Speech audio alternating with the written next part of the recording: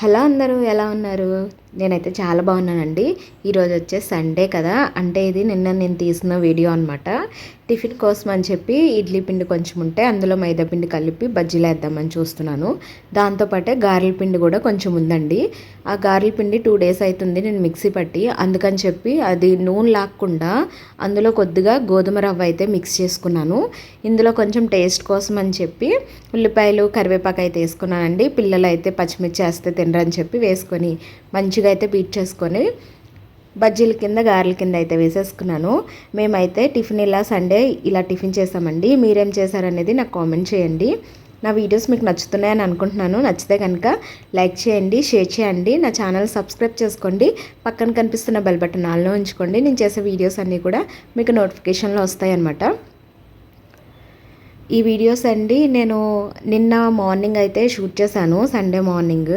అయితే నాకు నిన్నంతా చాలా పెద్ద ప్రాసెస్ జరిగింది. దానికోసం నాకు వీడియో అప్లోడ్ చేయడానికి అయితే అవ్వలేదండి. నిన్న లంచ్ అయితే నేను ఏం చేశాననేది షార్ట్ కింద అయితే పెట్టానండి. బిర్యానీ కూడా నేను షూట్ చేశాను అనమాట. ఆ వీడియో కూడా నేను పోస్ట్ చేస్తాను, ట్రై చేస్తానండి ఇవాళ 1 by 1 మొత్తం అన్నీ కూడా పోస్ట్ చేయడానికి. యాక్చువల్లీ ఫోన్ యాంగిల్ నేను తప్పు పెట్టాను అనుకుంటా, నాకు కుదరలేదనమాట. ట్రైపాడ్ కూడా కొంచెం మెరిగిపోయిందండి. నాకు ముందు సబ్స్క్రైబర్స్ ఎంతమంది అవుతారో చూసి నా ఛానల్ సక్సెస్ అయితే అప్పుడు అన్నీ తీసుకుందాము కొత్తగా అని చెప్పి పెద్దగా ఖర్చులు అయితే ఏం పెట్టుకోలేదు దీనికి. నేను ఫస్ట్ గుంట తీసుకున్న ట్రైపాడ్తోనే యూజ్ చేస్తున్నాను. వాయిస్ ఓవర్ అయితే హెడ్ ఫోన్స్ పెట్టుకొని అయితే ఇస్తున్నానండి. అంతే, అంతకు మించి ఏం లేదు. అది మా పిల్లలు లాస్ట్ టైం వచ్చినప్పుడు ఎరగొట్టేస్తే నేను తాడు పెట్టుకొని కట్టుకున్నాను, అది కొంచెం కనిపిస్తుంది.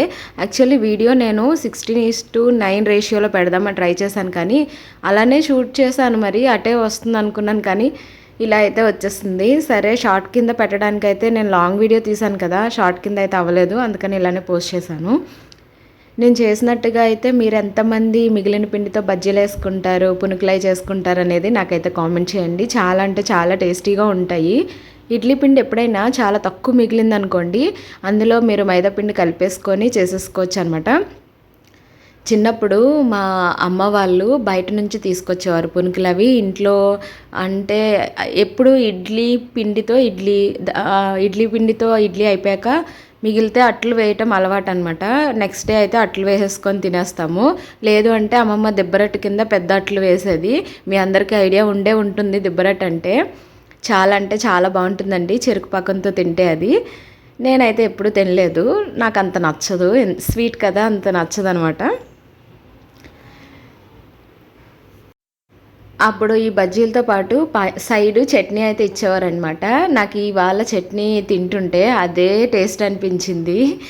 చట్నీతో పాటు ఆనియన్స్ కూడా ఇస్తారు, చాలా అంటే చాలా బాగుంటుంది.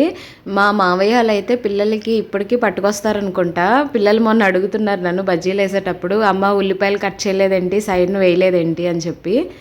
బజ్జీలు తింటుంటే నాకు అమ్మమ్మ అప్పుడు చిన్నప్పుడు తీసుకొచ్చిన బజ్జీలానే అనిపించినాయి అనమాట. మీ అందరితో షేర్ చేసుకోవాలని వీడియో అయితే షూట్ చేశాను. చట్నీ కూడా యాజ్ ఇట్ ఈజ్ వచ్చిందండి. సండే మా టిఫిన్ అయితే ఇది. మీరేం తిన్నారనేది కామెంట్ చేయండి.